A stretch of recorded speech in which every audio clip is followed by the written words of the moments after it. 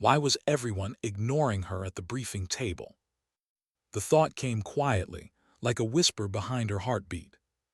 18 years old, 5'4". To the men beside her, she was a ghost in daylight, too small, too quiet, too out of place to matter. But they didn't know what she carried inside her. They didn't know whose blood ran in her veins. Outside the bus window, Fort shimmered in the September heat. Armed guards moved with mechanical precision, their mirrored sunglasses reflecting 100 silent judgments. The bus door hissed open. Recruits spilled out, all nerves and bravado, each trying to look tougher than they felt. Emma stepped down last, her hand tightening around a worn duffel bag. Inside were 3 sets of clothes, a photo of her grandfather and nothing else. No keepsakes, no distractions. Her life had been stripped to essentials long before this day. The air hit her like a furnace. She blinked against the glare. Ahead, a drill sergeant stood with arms crossed, carved from the kind of stone that only war could shape. "Delta Company," he barked. "For the next 16 weeks you belong to me." His name was Drill Sergeant Cooper, and he looked at recruits the way a sculptor looked at raw clay. He didn't see faces. He saw fractures waiting to be broken and remade. His voice cut through the dust. "You think you're ready. You think you know what it means to be a soldier. You don't. You know nothing. You are nothing until we make you something useful." He paused, scanning faces like a hawk searching for weakness. His gaze landed on Emma, held there for 3 long seconds, then moved on without a word. And yet, she felt the judgment like a blade pressed to her skin. The formation broke. Orders barked. Boots shuffled. A sea of recruits stumbled toward the barracks, a gray concrete block that smelled of sweat, disinfectant, and buried exhaustion. Inside, chaos, voices everywhere, bags thudding against metal bunks. Emma took the corner bed closest to the latrine, farthest from the door. The one nobody wanted. She preferred it that way. Corners gave her vision, control, angles she could trust. A tall woman approached, her hair pulled so tight it seemed to pull her face taut with authority. Her name tape read. "You sure you're in the right place?" asked, her tone sharp, mocking. Emma didn't look up. "I'm sure." Laughed, a short bark. "You look 15. My little brother's bigger than you." "I'm 18, Emma replied evenly, meeting her eyes for the first time. Smirked. "Sure you are." She turned, muttering to the others words like "tiny mistake, won't last a week." Emma didn't answer. She had learned long ago, silence is armor. Words were wasted ammunition. That night, after 45 minutes to shower, change, and line up for evening formation, Emma stood among the others, straight-backed, unmoving. Sweat beaded down her neck. Cooper's boots struck the pavement with the rhythm of judgment. He stopped in front of her. "What's your name, recruit?" "Drill Sergeant, Emma." "Are you lost?" "No, Drill Sergeant." "You look lost." His eyes narrowed. "Like you wandered into the wrong building and were too embarrassed to admit it." Laughter snickered behind her. Emma's jaw tightened.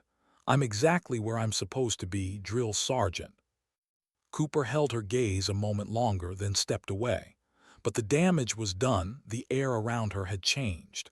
Every recruit now carried the same thought: she won't make it. That night, in the dark hum of the barracks, Emma lay awake listening to 23 strangers breathing, tossing, whispering. The smell of sweat and detergent. The rhythm of unseen clocks. She reached under her pillow, found the photo, her grandfather at 20, rifle cradled with casual confidence. Thomas. They called him the Ghost of Kandahar. The man who could shoot through a sandstorm and hit what others couldn't see. 317 confirmed kills. And then he vanished from the records. To her, he was just Grandpa. The man who taught her that silence was power, that patience was strength, that fear was only a signal, not a command. When morning came, Delta Company woke before dawn. PT began at 4:30. Push-ups, sit-ups, running until lungs turned to fire. 3 recruits quit before day 5. The rest pushed on or tried to. Emma stayed in the middle of the formation. Not first, never last, invisible, efficient, steady. Led from the front, all muscle and noise, her small circle of followers orbiting her confidence. By day 6, the whispers had started. "Kid looks like she's dying back there," one said. "Bet she quits next week," another added. She heard them all. She responded to none. That night they were issued rifles, M4 carbines, fresh from the armory. The air in the barracks changed. Noise quieted. Every recruit held their weapon like a promise or a test. Emma's fingers found balance instantly. The feel of steel and carbon fiber, the memory of Montana forest stitched into her palms. She field stripped it in seconds, the motion so natural it looked rehearsed. A wiry man with alert eyes watched her from across the room. "You've done that before," he said quietly. "Everyone just did it today," she replied. He shook his head. "Not like that. You move like you've been doing it your whole life." "I pay attention." She reassembled the rifle with a click that sounded almost final. He smiled faintly. "You're not like the rest of us, are you?" Emma said nothing, but inside she felt a flicker of unease. He was the first to notice. The next morning brought rifle qualification. Rain, mud, breath turning to fog. The range stretched into a gray blur, 50 meters to 300, targets swaying in the drizzle. Master Sergeant stood at the line. Small, compact, her voice calm but edged with authority that didn't need volume. "You will fire 10 rounds prone, unsupported," she said. "This is baseline qualification. Don't impress me. Just don't embarrass yourselves." Went first, confident, clean stance, decent grouping. Nodded, unimpressed but approving. One by one the recruits fired, some flinched, some panicked, some missed entirely. Then it was Emma's turn. She moved to the line, belly to the earth, cheek to the stock. The rain tapped against her scope like a heartbeat. "Range is hot," said. Emma exhaled. The world narrowed, breath, trigger, distance, wind. She waited for stillness, then fired once, twice, 10 deliberate times. When she stopped, there was silence. Peered through the spotting scope for a long moment. "Who trained you?" she asked. "My grandfather," Emma said softly. "Where?" "Montana." Frowned. "That's not hunting, that's something else." She marked her roster and underlined Emma's name twice. Back in formation, Emma could feel eyes on her. The whispers grew again, this time sharper, hungrier. Muttered, "Beginner's luck." Didn't say a word, but his eyes followed her with quiet respect. That night Emma didn't sleep. She thought of her grandfather again, of Montana's cold dawns, of frost on her gloves, of the way he used to speak before every shot. Most people think shooting is about seeing. It's not. It's about feeling. Feeling the wind, feeling the earth, feeling the space between heartbeats. He'd made her practice until her breathing and her trigger pull were one and the same. She hated it then. She understood it now. Week 3 brought land navigation, compass, map, 6 waypoints across 3 miles of forest. She finished in 42 minutes, first back. Cooper checked her card, looked at her like she'd cheated gravity. "You expect me to believe that?" he asked. "Yes, drill sergeant." He stared longer than usual, then dismissed her with that same underline beside her name. Every mark, every word, every note was being recorded. That night, whispers turned to speculation. Maybe she's some kind of test. Maybe she's special forces. Maybe she's a plant. Emma said nothing. She remembered her grandfather's warning from years ago. The hardest part of being good at something is knowing when to hide it. Excellence can protect you or destroy you. She didn't know which one it would be yet. By week 5 she found out. Delta Company was paired against Charlie Company in a mock combat exercise, force on force with simulation rounds. Real tactics, real consequences. Emma's team had a quiet man named, and a loud brute named who made every decision sound like an order carved in stone. They lasted exactly 200 meters before Splan imploded, went down, tagged out, screamed, fired wildly, joined in chaotic. Emma dropped low, eyes scanning. She spotted 3 enemies hidden in a foxhole overlapping fields of fire, professional setup. She adjusted, breathed, fired 3 rounds. 3 hits, 3 silhouettes down. When the observers blew the whistle, just stared at her. Jaw slackened. The battlefield fell silent except for rain on plastic helmets. By the end of the exercise, word had spread. 1 recruit had taken out an entire enemy squad alone. When Captain Grant arrived 3 weeks later, Emma already knew what was coming. The test, the offer, the attention she never wanted. But for now, standing in the drizzle, rifle in hand, mud streaked across her face, she looked like any other soldier in training. Except for the way she breathed, the way she waited, the way she saw. And somewhere deep inside, she could almost hear her grandfather's voice again. Patience, little ghost, the world will notice you soon enough. What happens when talent becomes suspicion? That question hung over Emma like fog. It wasn't spoken aloud, but she felt it in the way people looked at her now, instructors, recruits, even Cooper himself. The glances were sharper, the whispers quieter. She had crossed some invisible line between ordinary and other. Delta Company had finished their mock combat exercises 2 days earlier. Every recruit was bruised, blistered, and running on caffeine and stubbornness. But only one name was being passed around the barracks. She tried to disappear again, to melt back into the formation like she'd done before. But it was too late. The range reports, the navigation scores, the flawless exercise, all of it had painted a target she couldn't erase. When the summons came, it wasn't unexpected. Private, report to Drill Sergeant Cooper's office, now. The room was small, smelling of coffee and old paper.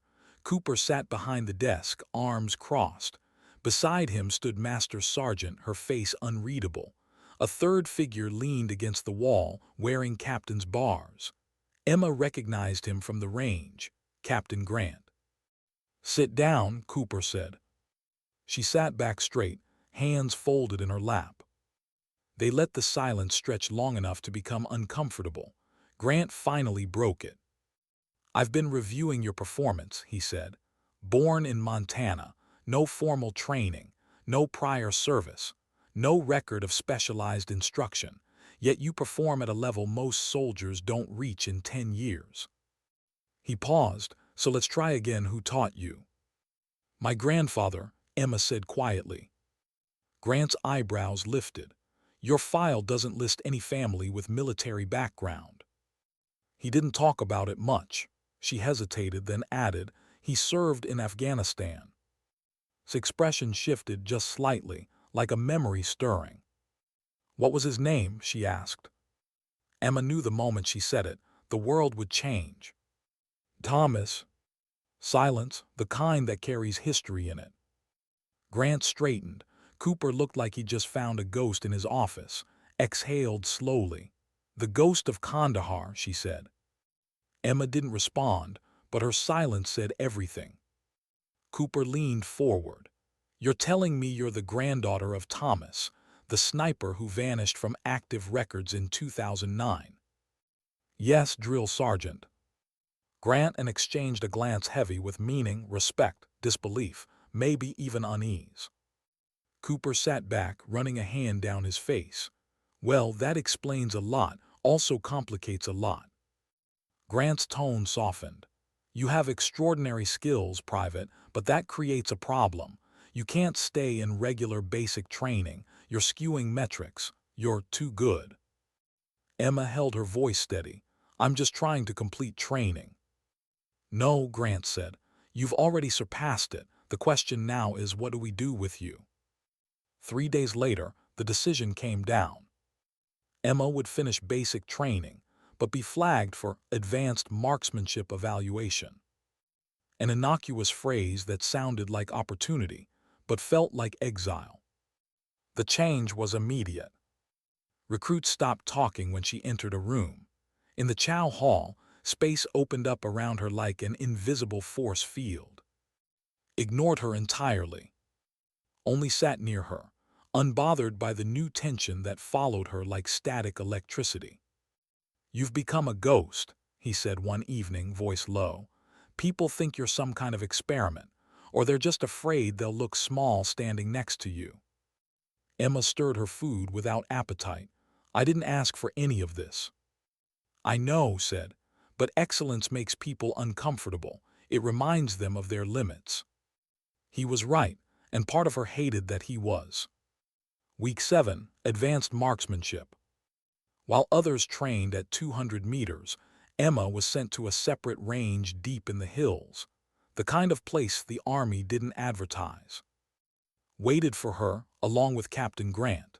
He carried himself differently out here, not like an instructor, but like a man who'd seen what happened when precision failed. "Private," Grant said, "I've spoken to people who served with your grandfather. They called him a legend. I want to see if they were exaggerating." "I'm not him," Emma said quietly. "No," Grant replied, "but let's find out how close you come." They led her to the firing line. The rifle waiting there wasn't standard issue, an M110 semi-automatic sniper rifle, sleek, heavy, perfectly balanced. Targets stretched across the valley, 20 silhouettes from 100 to 600 meters, each programmed to appear for only 5 seconds. "You have 10 minutes," Grant said. 20 targets, miss more than 3, you fail." Handed her the rifle. "Range is hot." Emma's breathing slowed. Her mind emptied. The wind brushed her cheek like an old friend. The clock started. The first target popped at 400 meters. Partial silhouette half concealed. She fired, hit. Second target 200 meters elevated. Adjust, fire, hit.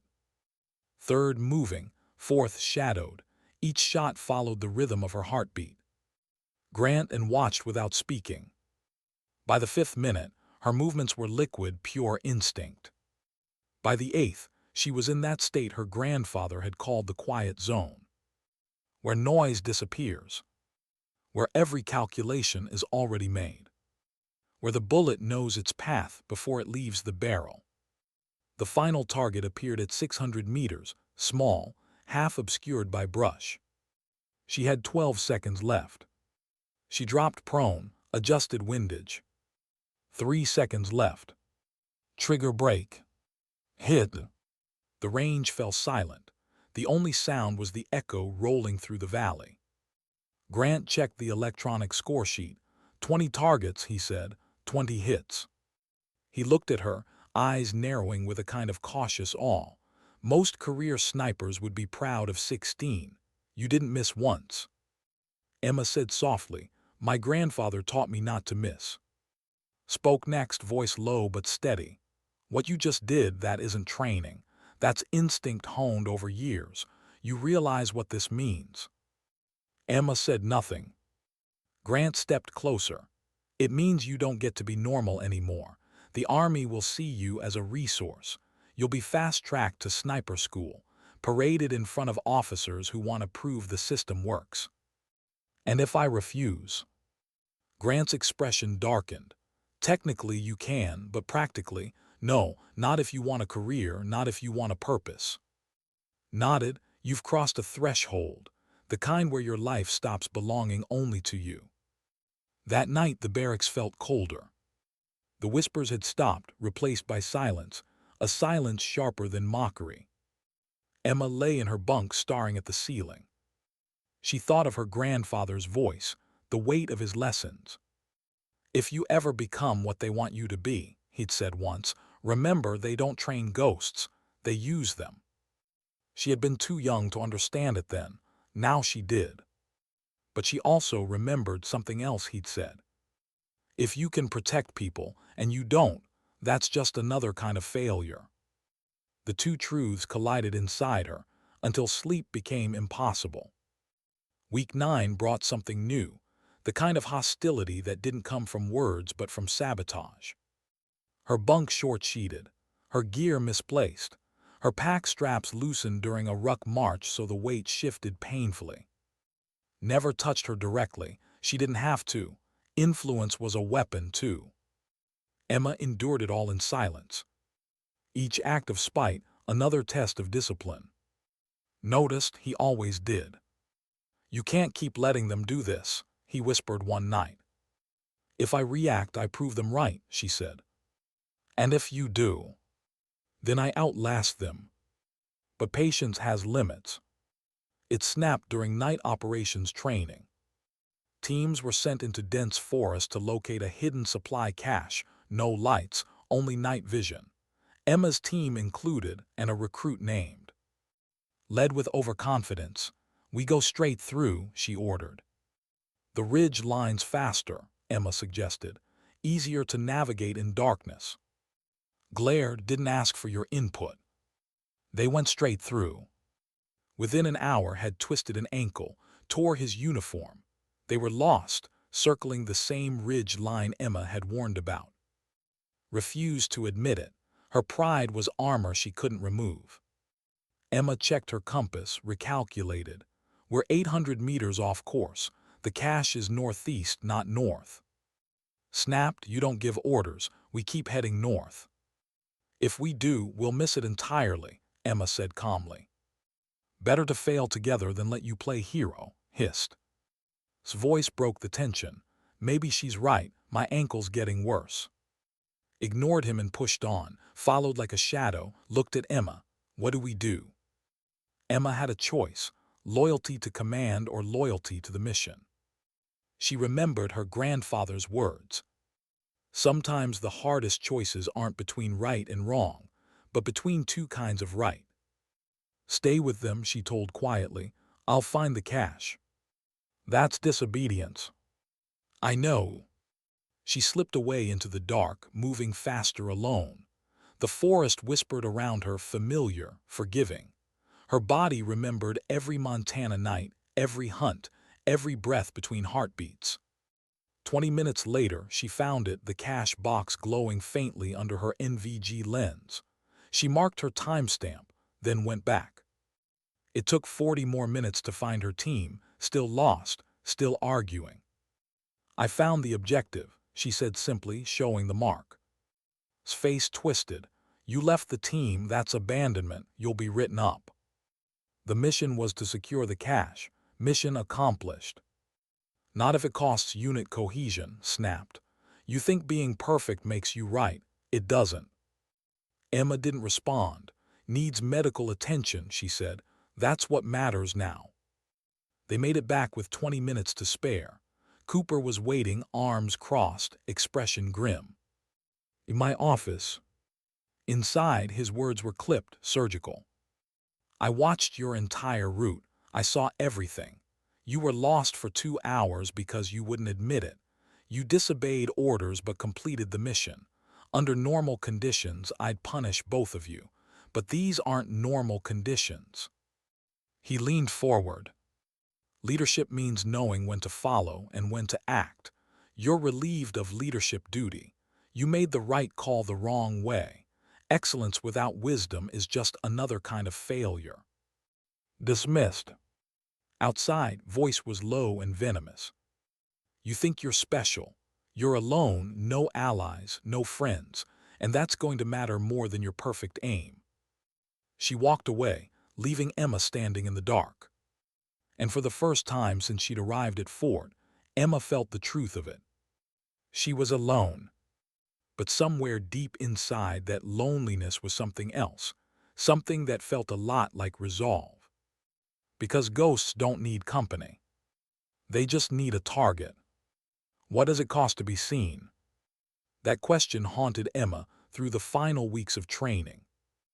Visibility, her grandfather once said, was both a weapon and a weakness. And she was visible now, painfully so. Had stopped speaking to her. The recruits followed her example, remained the only person who talked to Emma without looking over his shoulder. Everyone else treated her like she was radioactive. Excellence had turned to isolation. And isolation had turned to silence. Week 12 arrived with news that changed everything. Fort would host a demonstration for visiting officers from Fort, senior personnel, evaluating training standards and scouting recruits for advanced programs. The rumor spread through the barracks like wildfire. For most, it meant pressure. For Emma, it meant exposure. Captain Grant returned that morning, accompanied by 3 officers Emma didn't recognize. One wore silver oak leaves. One had the insignia of Special Operations Command. The third, a colonel with gray temples and the posture of quiet authority, watched everything without speaking. His name was Colonel. They moved through Delta Company's drills like ghosts, nodding, observing, measuring. No smiles, no praise. Just quiet calculation. By evening, the base buzzed with nervous energy. Recruits scrubbed gear until their hands bled. Barracks polished like inspection day. Everyone wanted to stand out. Everyone except Emma. She didn't polish her boots extra, didn't starch her uniform.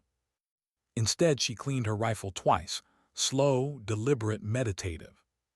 Because for her, this wasn't about showmanship. It was about inevitability. The next morning, she was called to Cooper's office again. Inside were Grant and Colonel. Gestured to a chair. "Sit down, Private."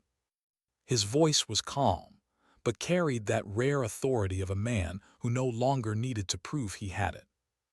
"I've read your file," he began. "I've watched your footage from the range, from the night exercises. Captain Grant speaks highly of your potential. Master Sergeant says you're one of the most naturally gifted marksmen she's ever trained." He paused, studying her face, not her uniform, not her posture, her eyes. "The demonstration tomorrow includes a long-range component," he said.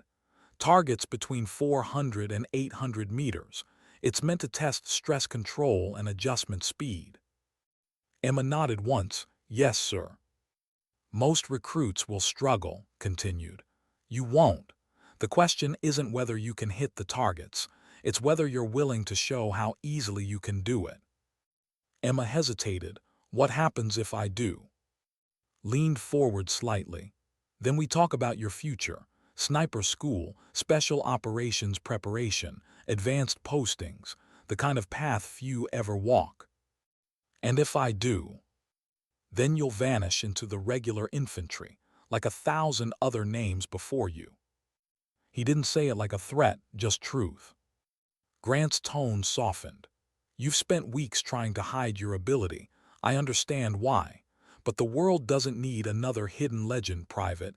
It needs the next one." Added quietly, "Your grandfather's legacy isn't a shadow to stand under. It's a torch to carry forward." Emma said nothing, but as she left the office she could still hear his voice echoing. Excellence isn't safety, it's responsibility. That evening, the sunset burned orange over the training grounds. The air smelled like rain and oil. Found her sitting outside the barracks, her duffel packed neatly beside her, a habit of readiness she never unlearned. "You okay?" he asked. Emma watched the horizon. "I don't know what I want." "You mean you don't know if you want to be seen?" She glanced at him. He was sharper than most gave him credit for. "My grandfather spent years disappearing," she said. "He told me that being exceptional made you a target, that people envy what they don't understand." Smiled faintly. "Maybe he was protecting you, or maybe he was preparing you to choose differently." They sat in silence for a long moment, listening to the crickets and the faint hum of generators. Finally spoke again. "Whatever happens tomorrow, not everyone resents you. Some of us just know what it looks like when someone's really good at something. We might never match it, but we respect it." Emma's lips curved barely. "Thank you." It wasn't much, but it was something human in a place that was trying to grind humanity out of her. Morning came with the metallic taste of adrenaline. 800 hours. The air was crisp, clear, and cruelly still, perfect range weather. The visiting officers stood on an observation platform above the field, their expressions unreadable. Cooper called formation, his voice carrying across the open ground. Delta Company, you will demonstrate proficiency in all categories of training. Treat this as an evaluation of everything you've learned, because that's exactly what it is. The early events were procedural: rifle handling, tactical movement, radio protocol. Emma moved through them with quiet competence, invisible again. Then came the long-range marksmanship demonstration. The field was set. 5 firing lanes, precision rifles laid out, targets staggered at 400, 500, 600, 700, and 800 meters. Briefed them: 5 targets, 1 at each range. 90 seconds total, adjust quickly, make your shots count. This isn't about perfection, it's about composure. The first recruit hit 3 of 5, the second 4. A ripple of cautious applause. Then a former competitive shooter stepped up. 5 hits, clean, confident, 90 seconds on the dot. The officers murmured approval, nodded slightly. Then called her name. The range went silent. Emma stepped forward, her movement smooth, efficient. She adjusted the stock, checked her elevation, exhaled. Through the scope, the world turned glass-clear, wind flags at half-mast. Sun angled at her 9 o'clock, humidity stable. Started the clock. 400 meters, hit. 500, adjust, fire, hit. 600, wind shift, compensate, hit. 700, smaller target, longer flight time, exhale, fire, hit. Then the final test, 800 meters. The distance where even professionals flinched. Her hands were steady, her pulse was slow. She saw everything: the shimmer of heat above the sand, the faint twitch of the wind flag, the rhythm between heartbeats. Her grandfather's voice was there again: feel the stillness, find the silence inside the noise. She waited, not rushing, not forcing. Then pulled the trigger. The rifle kicked. The spotter called the hit. 5 targets, 5 shots. Perfect. The silence that followed wasn't disbelief, it was respect. A collective recognition that something rare had just happened. Colonel stood, walked to the firing line. His presence alone drew every eye. "Private," he said, his voice carrying across the range. "What you just demonstrated is not typical. It's not even excellent, it's exceptional." He gestured toward the distant targets. Most soldiers will never hit an 800-meter shot. Most snipers need minutes of calculation. You did it in under 90 seconds with precision that borders on instinct. He paused, letting the weight of the words settle. "Excellence like yours is a gift," he said. "But gifts are dangerous if they come without wisdom. What you do with it next will define you far more than what you just did." Emma stood at attention, eyes forward, heart steady, but something inside her shifted.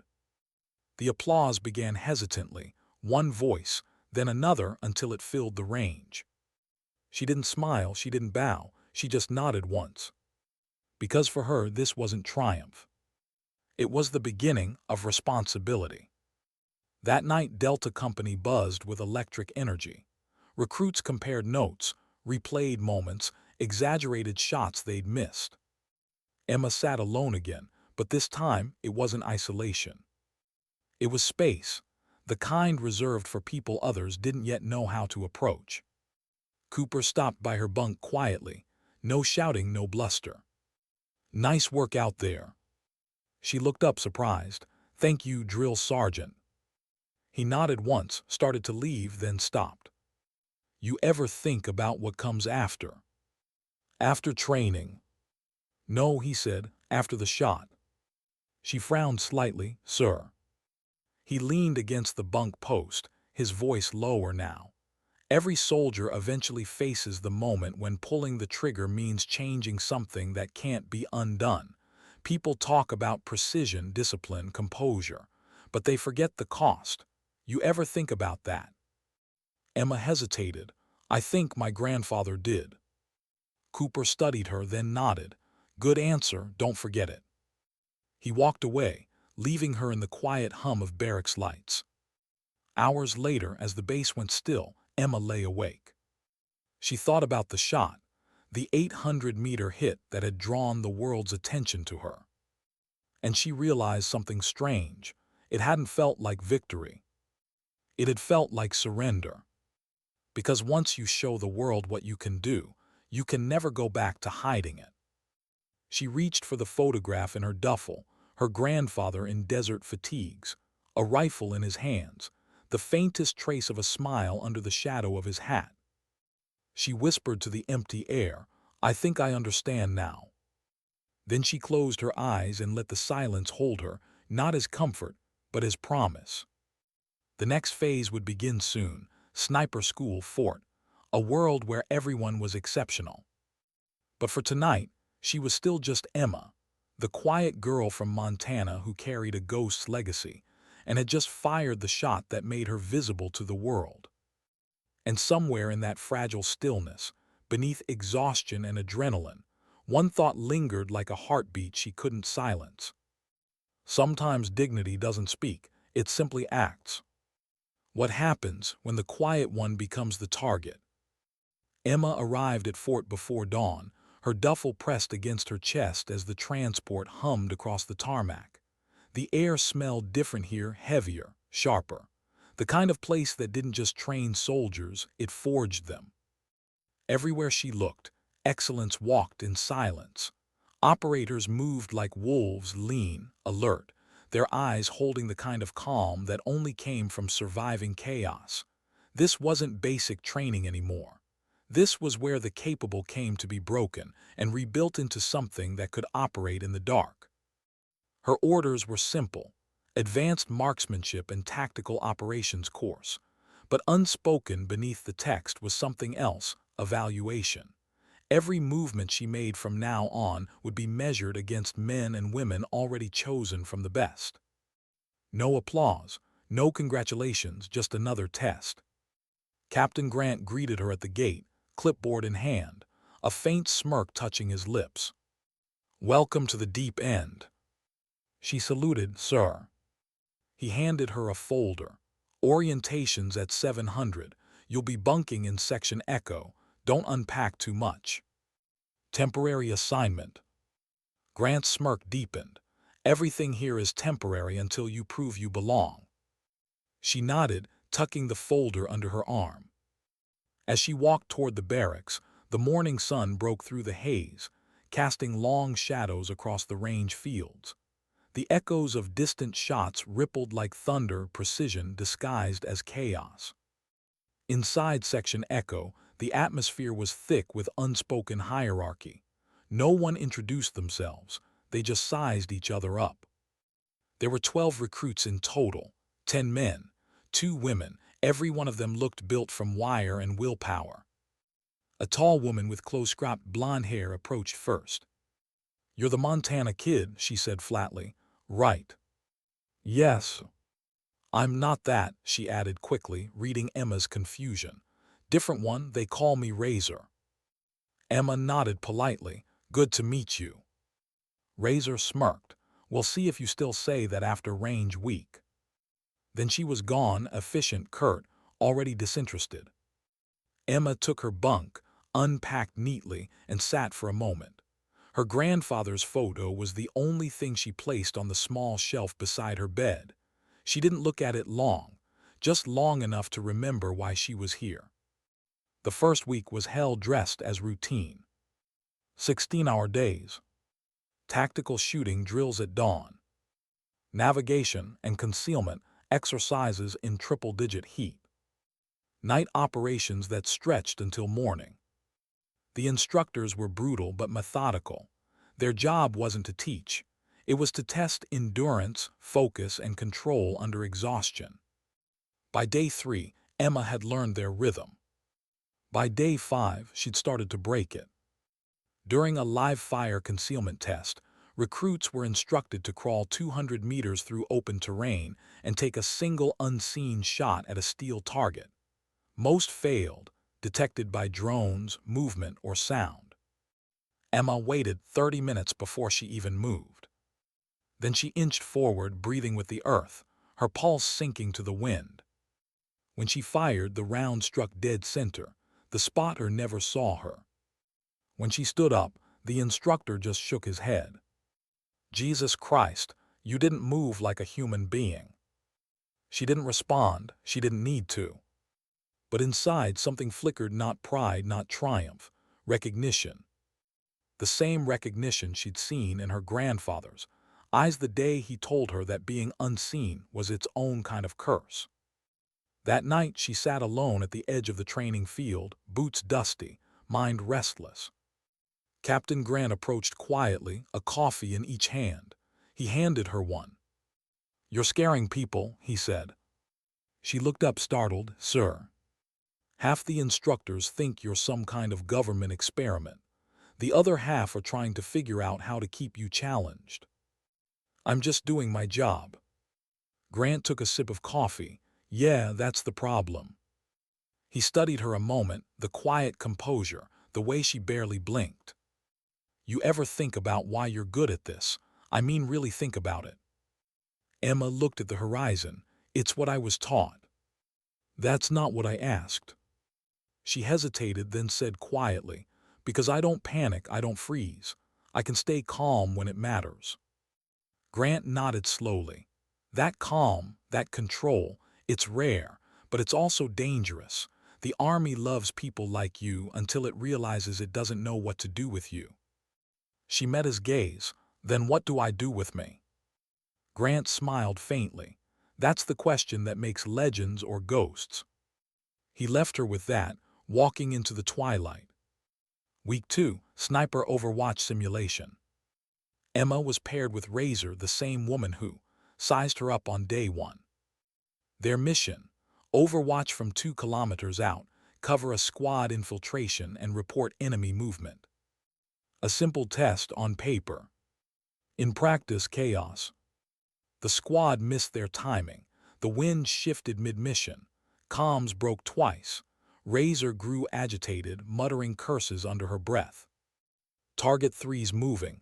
Why aren't you firing?" she snapped. Emma didn't answer immediately. "Because he's bait," she said finally. "What?" "Watch the tree line, 2 o'clock. Movement faint, high angle, counter sniper." Razor blinked, scanned, then saw it. "How the hell did you?" Emma fired. The echo rolled a second later. The observer's voice crackled through comms. "Target neutralized. Secondary threat confirmed." When they returned to base, the instructor just said, "Good work, Razor, you owe her dinner." Razor smirked, "Noted." Later, when they were alone, she asked, "How'd you know?"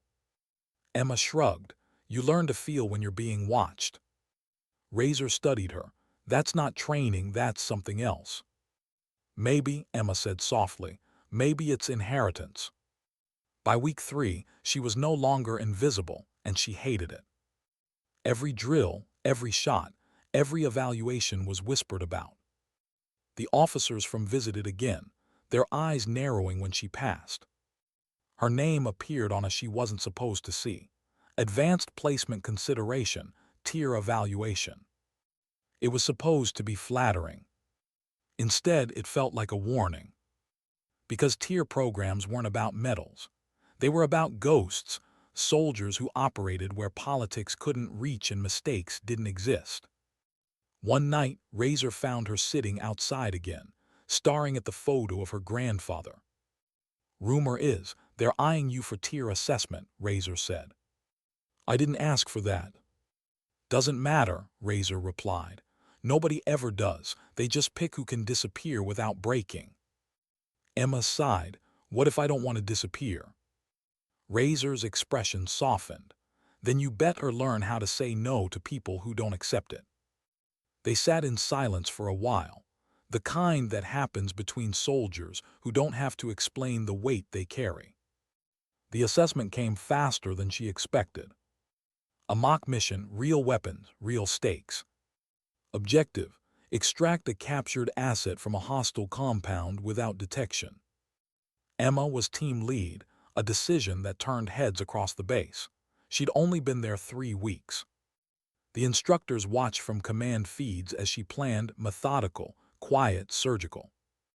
Her team executed perfectly. Every entry, every movement, textbook. Until it was. Halfway through, Razor took a simulated hit. The others panicked. Emma froze for one breath, just one. Then she moved. Smoke grenade, diversion, extraction through the southern wall. She carried Razor over her shoulder, half her weight, full gear, never slowing. The timer hit 0 just as they crossed the safe zone. Observers erupted in disbelief. The mission was supposed to fail. She'd turned it into a clinic on precision under pressure. When the review played later that night, Captain Grant paused the footage at the moment she stopped to pick up Razor. "You know what most people do there?" he asked the class. "They finish the objective, leave the casualty." He looked at Emma. "You didn't." "She wasn't dead," Emma said simply. "I wasn't leaving her behind."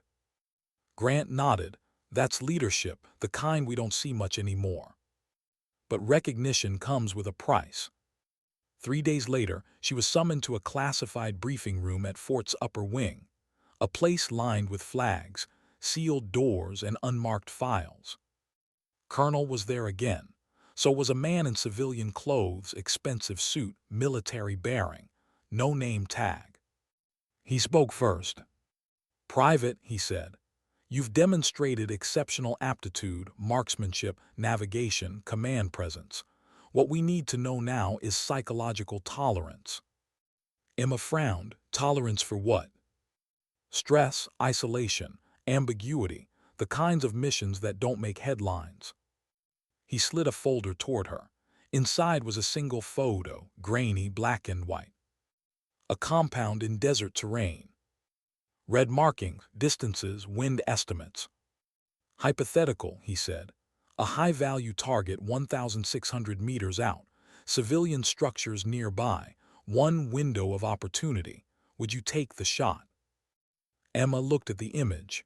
"Is the target confirmed hostile?" "Yes." "Collateral risk?" "Minimal but possible." She didn't answer immediately. Finally she said quietly, "I'd take it, but I'd live with it." The man studied her. "What do you mean?" "Everyone talks about pulling the trigger," she said. "Nobody talks about the silence after. The echo stays longer than the sound." For a moment no one spoke, then said, "You're your grandfather's legacy and his contradiction." He closed the folder. "That will be all." As she left, the man in the suit said softly, almost to himself, "She's the one." That night she couldn't sleep. The barracks felt smaller, the air felt heavier. Every decision, every test, every perfect shot, it all pointed toward a destiny she wasn't sure she wanted. Words came back to her. "Excellence makes people uncomfortable." Her grandfather's warning echoed beneath it. "They don't train ghosts, they use them." She turned the photo face down on her shelf, whispering, "I'm not you, Grandpa, but maybe I'm what comes next." And as the base lights dimmed, Emma lay awake, halfway between pride and fear, aware that her next choice might define more than her career. Because the world was already watching. And sooner or later, someone would hand her a rifle and say the words that had changed her grandfather's life forever. "Mind if I?" When does training end and living with it begin? The question haunted her during those sleepless nights at Fort. For weeks, her name had been whispered in the same sentences as words like tier, joint tasking, field evaluation. But no one said it directly. No one had to. Everyone could feel it, the invisible current that separates those who follow orders from those who carry the consequences. Emma had been chosen, she just hadn't been told yet. The orders came one morning before dawn, a sealed envelope delivered by a courier who didn't say a word. Inside, a one-line directive. "Report to Hangar 9, 500 hours, bring nothing." She packed anyway. Habit not hope, the photograph, her gloves, a plain notebook she never used. When she arrived, Captain Grant was waiting near the aircraft, a matte gray transport with no markings. He didn't smile, he didn't explain. "Where am I going?" she asked. "Assessment deployment," he said. "You'll observe a joint operation. No engagement unless ordered. Watch, learn, understand what real looks like." "Under whose command?" Grant's expression shifted. Officially, none; unofficially. He looked toward a group of operators boarding the plane. "You'll be attached to a unit we don't name." She nodded. No more questions. She knew the kind of silence this belonged to. As they lifted off, the world below dissolved into cloud. For the first time, Emma wasn't training anymore. She was crossing into a world her grandfather once warned her about, the kind where missions didn't exist on paper and mistakes didn't exist at all. The flight lasted 12 hours. Destination classified. By the time they landed, the horizon glowed with desert heat, the kind that distorts even the truth. She stepped onto the tarmac, the dry air cutting like glass. Around her, everything was movement, mechanics, armor, whispers. A man in desert fatigues approached, mid-40s, square jaw, eyes like bulletproof glass. "Lieutenant Commander Blake," he said, "welcome to the sandbox." She saluted, "Sir." He didn't return it. Instead, he studied her like a puzzle piece that didn't fit the picture. "You're the prodigy, the Montana ghost, the one who never misses."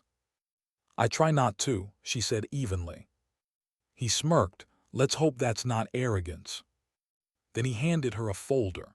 Inside, satellite photos, coordinates, a name circled in red. Doctor. Target, logistics intermediary, weapons pipeline.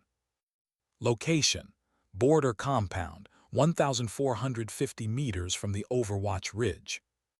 "Your job," Blake said, "is to watch and confirm, not shoot. That's my trigger team's job. You're here to prove you can handle the silence before the storm." She nodded once, understood. He looked unconvinced. "You're 18. Most people your age are still figuring out who they are. You're about to find out the hard way."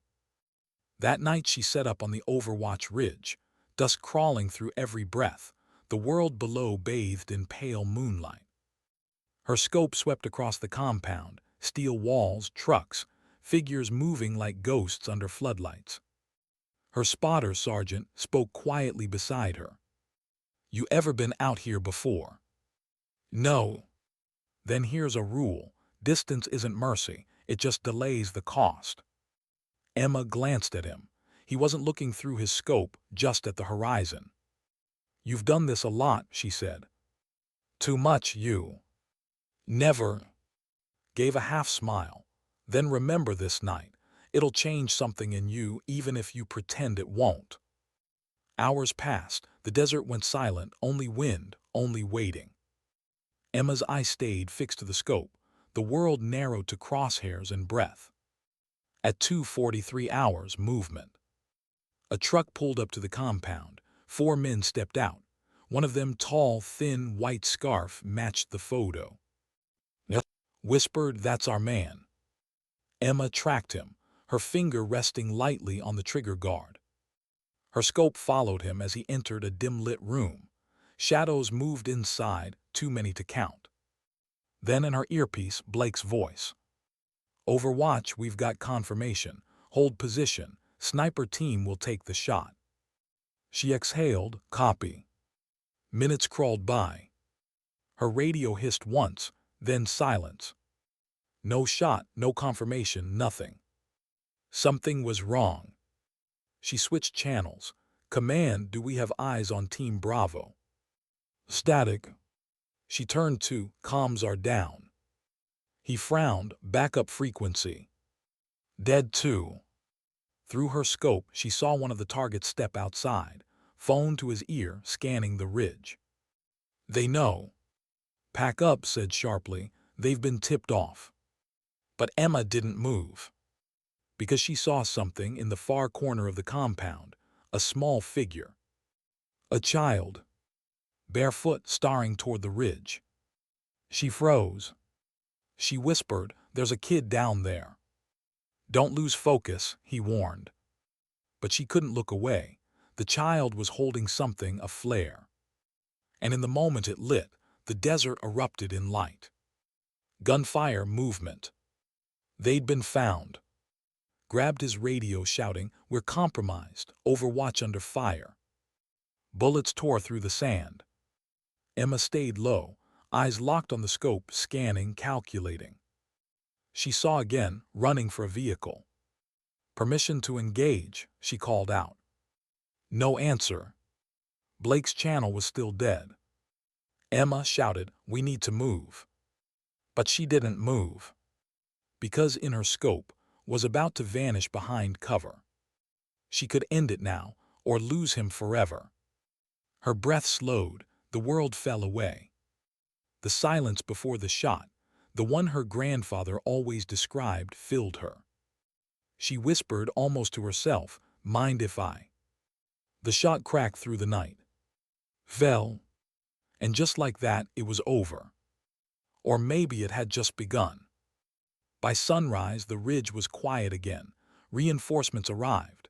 Blake stormed toward her, fury in his voice. "Who authorized that shot?" "No one," she said calmly. "Comms were down. Target was escaping." "You were told not to engage." She met his gaze. "He would vanish, sir." Blake's jaw tightened. "You think you did the right thing?" "I know I did." He stared at her for a long time, then said quietly, "That's the problem. You sound like your grandfather." He turned away, muttering into his radio, "Command, confirm target neutralized. Civilian collateral." He paused, listened. His expression changed. Then he looked at Emma again. "The kid, you saw him." Her stomach dropped. "Yes." "There was no kid." She blinked. "I saw him, he had a flare." Blake shook his head. "Negative, no heat signature, no civilian presence within 2 clicks. Emma's throat tightened. "That's not possible." "Maybe it was dust, reflection, you're tired." His tone softened reluctantly. "You did good work, but next time you wait for the call." He walked away, leaving her standing there with the sound of wind and the memory of a child's eyes that no one else had seen. That night she couldn't shake it. The image replayed again and again, the flash, the silhouette, the flare. Her mind told her it wasn't real. Her heart disagreed. In the debriefing tent, sat beside her, nursing a cup of coffee. "You did what you had to do," he said. "Did I?" He sighed. "You saved lives. That's all that matters." She looked down at her hands, steady, unshaken. "I don't feel like I saved anything." Studied her quietly. "Welcome to the job." They returned to base a week later. No medal, no commendation, just a line in a file that didn't exist. Target neutralized. Operative demonstrated composure under pressure. But among the few who knew, the story spread, the 18-year-old who took the unsanctioned shot that ended a 6-month hunt. Some called it defiance. Others called it instinct. Colonel called it something else entirely. When she walked into his office, he was already standing, a faint smile at the corner of his mouth. "I read the report," he said, "and the unofficial version." She stood at attention. "Sir, you disobeyed orders. You risked exposure. You also prevented a mass casualty event." He paused. "So tell me, was it luck or judgment?" "Both," she said quietly. "Luck that I was right, judgment to take it." Nodded slowly. "Your grandfather used to say something similar." She looked up. "You knew him." He smiled faintly. "Everyone in this line of work knew of him, but you." He stopped, studying her face. "You might just become something he never got the chance to be." "What's that?" "Known." That night, alone in her quarters, Emma finally opened her notebook. The first page remained blank. She picked up her pen and wrote one line. "Sometimes the only proof that you're right is the silence that follows." Then she closed it, slid the photograph inside and whispered, "Mind if I keep going?" The desert wind answered softly, carrying away the last echo of doubt. She wasn't just Thomas's granddaughter anymore. She was the next ghost the world would try to understand and fail to. And somewhere far away, in a file that would never see daylight, a single sentence was added under her name. Operative demonstrated precision beyond standard parameters. Psychological resilience, exceptional. Recommend Tier 1 integration. What do you lose when you never miss? That question followed Emma home from the desert, if home was still a word that meant anything. She wasn't returning to Fort this time. She was being moved discreetly, deliberately. The orders came sealed, the plane unmarked. The men escorting her didn't wear name tags. When the door opened again, the air smelled of pine and snow. Mountains stretched for miles, beautiful, silent, indifferent. A sign half buried in frost read, Camp Larkspur Training Detachment Echo. No official record of it existed. She stepped out, boots crunching over frozen gravel. The place looked abandoned, a scattering of steel buildings, antennas stabbing through the mist, guards who never spoke. A woman in civilian clothes approached, holding a clipboard. "Private," she said, "welcome to the Tier 1 integration program." "Who are you?" The woman smiled faintly. "You'll find out who I am when it matters. For now, call me Director Wren." Emma followed her into the compound, through sterile corridors that smelled of gun oil and quiet authority. Wren spoke as they walked. "This program doesn't exist. You're here because you've proven what we can't teach. What we can do is strip away what gets in the way of it." Emma glanced at her, "And what's that?" "Doubt, emotion, attachment, the human things that make precision imperfect." Emma's jaw tightened. "So you're going to turn me into a machine?" Wren smiled again. "No, into a weapon that knows it's human but remembers not to feel like one." The next months blurred. Training, if you could call it that, was no longer about skill. It was about endurance. Isolation chambers, zero-sleep drills, sensory deprivation tanks where she floated in silence until she forgot what day it was. Sniper trials under freezing winds, simulated hostage rescue using live rounds. Every task came with an unspoken message: you don't exist anymore. At night she'd return to her small, windowless room, no personal items, no contact with the outside world. But she still kept one thing hidden, her grandfather's photograph, taped under her where no one would find it. Some nights she'd whisper to it like a confession. "They're turning me into you, but I don't know if that's what I want." One afternoon, during a long-range endurance drill, a tall man. "How many victories does it take before you start to feel the losses?" The question came to Emma somewhere between the flights, between one unmarked base and the next unnamed desert. It had been 6 months since the first sanctioned kill. 6 months of missions that never existed, faces that never got names, coordinates that vanished after transmission. 6 months of silence after the shot. She was 20 now, still young enough to remember what peace looked like, old enough to know she'd never see it again. They called her Whisper One now, a meant to erase her. Only a handful of people still used her real name, Grant, and the quiet man in the suit who'd recruited her. The missions came faster now, shorter gaps between deployments, longer distances between who she used to be and who she was becoming. Each report the same. Target neutralized, no civilian casualties, operative displayed exceptional control. Control, the word that kept her alive, and slowly killed everything else inside her. Her new base was a mountain outpost, high altitude, cold enough that every breath came with a reminder: you're still human, whether you want to be or not. The walls were covered in maps, photos, and silence. Operators moved like ghosts between debriefings, each carrying their own invisible ledger of right and wrong. Emma kept hers tucked behind her calm. One evening, she sat alone in the observation tower, watching snow drift over the peaks. Captain Grant joined her, steaming mug in hand.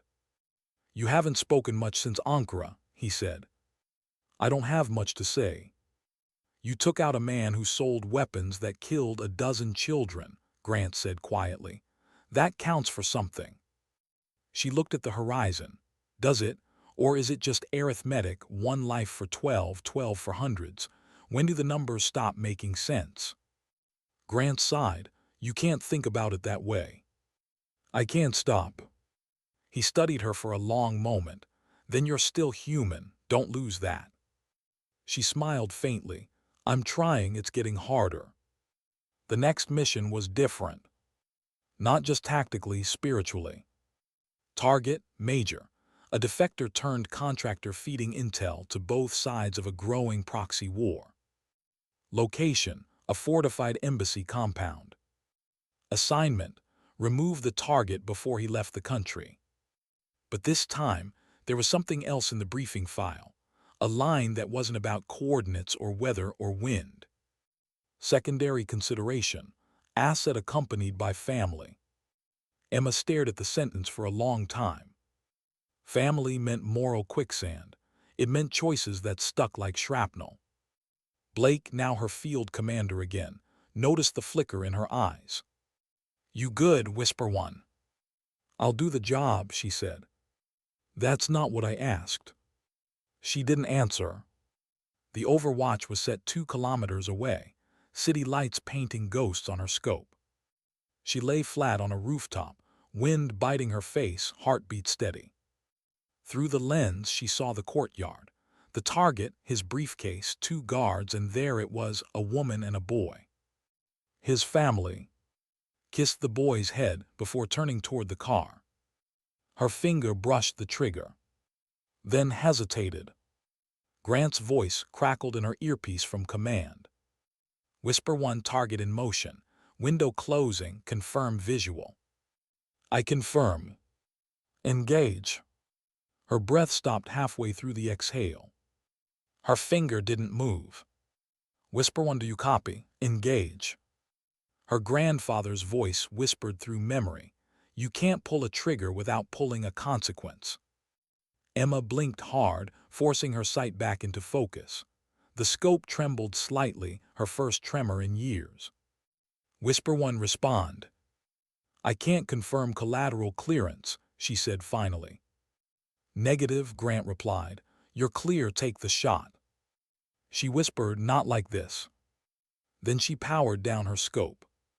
Static filled her ear. "That's an order." But she'd already moved, slipping the rifle strap over her shoulder, climbing down into the dark. If she couldn't erase the man from the world cleanly, she'd face him on ground level and let fate decide who deserved to walk away. The streets below were chaos, shouts, engines, the hum of an approaching convoy. Emma moved like smoke, blending between walls and shadow. She reached the alley behind the embassy, just as car turned onto the road. She raised her weapon, but not to fire. Instead, she aimed at the tires, the engine block, precision. 2 shots, metal shrieked, the car stopped short. Guards scrambled, shouting, dove behind the vehicle, shouting orders. She stepped out of the dark, rifle lowered. She called. He froze, eyes wide. "Who are you?" "Someone who doesn't want to shoot in front of your son." He stared at her, disbelief turning to a strange kind of respect. "You think mercy saves you here," he said quietly. "It never does." "Maybe not," she said, "but it saves something." He gave a faint, bitter smile. "You sound like someone who's already lost too much." Then, before she could speak again, he raised his own pistol. Reflex took over. The shot came before thought. When it was over, the snow kept falling. The boy was safe, the man was. Back at base, the debrief was cold and clinical. Mission outcome, successful. Collateral, none. Protocol deviation, significant. Read the report silently, then looked at her. "You ignored a direct order." I prevented civilian exposure. You risked mission failure. I saved a child's life. His tone hardened. You're not paid to save children, you're paid to end threats. She met his gaze. Then maybe I'm in the wrong job. He leaned forward, voice low. Don't start believing the illusion that you can do this work clean. No one does. Not your grandfather, not me, not anyone. Emma stood quietly, then said, maybe someone should try. And she walked out. Days passed in tense silence. Her access code still worked. Her clearance remained active, but she could feel the shift, the invisible hand of command tightening around her name. Grant visited her quarters late one evening. No uniform, just fatigue and honesty. You're on thin ice, he said. I know. You think you did the right thing. I know I did. He nodded slowly, then braced for the punishment that comes with it. She gave a small, humorless laugh. That's the thing about punishment. It only works if you regret it. Grant studied her, really studied her. Then he said, you sound more like him every day. My grandfather. Yeah, the difference is he stopped caring. You still do. Weeks later, new orders arrived. Different envelope, different tone. This one didn't have a destination. It had a decision. Option A. Continued service under restricted command supervision. Option B. Termination of active duty and indefinite reassignment. In other words, compliance or disappearance. She read the page twice, then folded it neatly, slid it into her pocket, and walked to the armory. Razor was there, older now, hardened by her own ghosts. She raised an eyebrow. They're giving you a choice. Not really, Emma said. Razor set down her rifle. Then make your own. Emma looked at her. What would you do? Razor smiled sadly. I do what you already did, make the shot that mattered, not the one they wanted. They stood there in silence, two ghosts sharing the same oxygen. That night Emma sat on the barracks floor, the same way she had at 18, photograph in her hand, wind howling against the walls. She stared at her grandfather's face. Did you ever stop believing it mattered? She whispered. No answer came, only the sound of distance, that eternal space between conviction and peace. She reached for her notebook, flipped past the old line, and wrote another beneath it. They say silence is strength. Maybe it's just the sound of remembering who you are.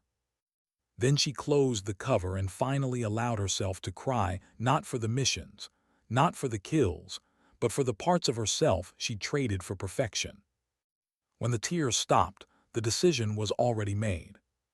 The next morning she walked into his office and handed him the envelope, unsigned, untouched. I'm not choosing either option, she said. He frowned. That's not on the table. It is now. Where will you go? Wherever the next silence takes me. He looked at her long, searching, then quietly. You remind me of what this job used to mean. She nodded once, saluted, and walked away. Outside, the snow had stopped, the wind had stilled. And for the first time since she was 18, Emma felt something that wasn't control. It was peace, fragile, imperfect, but real. As she reached the gate, a guard called after her. Ma'am, are you leaving the service? She paused, glanced back with the faintest trace of a smile. No, she said softly, just returning to being human. And with that, she disappeared down the road, not as a ghost, not as a legend, but as someone who'd finally learned that the hardest shot to take is the one that lets go. When you finally walk away, does the war follow? The road out of Fort stretched like a scar through the Carolina pines. Emma didn't look back. She'd spent years aiming at things that moved. Now she was chasing something stillness couldn't define. Her orders had ended. Her silence hadn't. The military called it voluntary separation. But everyone knew what it really was, quiet exile. No ceremony, no discharge photo, just a locked file and a line that read, Status unassigned. She bought a one-way bus ticket west. No destination written, just motion. Somewhere between Tennessee and Wyoming, she stopped checking her phone. Between Wyoming and Montana, she stopped answering when people asked her name. By the time she reached the outskirts of Helena, the first snow had fallen, the same kind of snow her grandfather used to say could bury noise if you let it. She found his cabin still standing. The door creaked the same way it had when she was 9. Inside, dust floated like ash in a shaft of afternoon light. His rifle rack was empty now, but the smell of gun oil lingered memory in vapor form. On the table sat a small wooden box, no lock, no label. Inside, a folded letter, yellowed with time. It was addressed in faded ink. For Emma. Her throat tightened. She unfolded it slowly, the paper fragile between her fingers. If you're reading this, it means you've gone farther than I ever did. You'll learn that precision isn't the same as peace. I spent my life learning the first and ran out of time to learn the second. You were always the one who listened when others spoke. That's your gift. Don't let the world take it from you. When the noise finally stops, find something worth hearing again. Grandpa Thomas. She sat there a long time, letter trembling in her hands. The fire she built that night wasn't for warmth, it was for forgiveness. Days turned into weeks. Emma rebuilt the cabin board by board, not because it needed fixing, but because she did. Every nail was a meditation, every hammer strike a heartbeat she could trust again. Sometimes, locals from the nearby town would see her on the ridge, quiet girl with a scar above her eyebrow, hiking through snow with a thermos of coffee and a notebook. They didn't know her story. They just called her the Ranger Lady, polite, distant, kind. And that was enough. Until one morning, a truck appeared on the dirt road, government plates, tinted windows. A man stepped out wearing a dark coat and the weight of purpose. She recognized him before he spoke. "Colonel." He smiled faintly. "You're hard to find." "I wasn't hiding," she said. "Just stopped being looked for." He nodded, taking in the rebuilt cabin the quiet. "Looks like peace suits you." "It's louder than I expected." He walked closer, snow crunching under his boots. "You know why I'm here." She sighed. "Another mission." "Not exactly." He handed her a sealed envelope. Inside, a photo, grainy surveillance of a weapons exchange gone wrong. The faces were different, but the handwriting on the field report was. She frowned. "My grandfather's signature." Nodded. "This surfaced in an archive. Your grandfather didn't disappear in 2009. He walked away like you did. But before he did, he left us this intel drop. Saved a lot of lives." She traced the faded ink with her thumb. "So he quit, and they called it desertion." "They couldn't understand why someone would stop shooting when they were still winning," said. "Now you do." He studied her for a moment.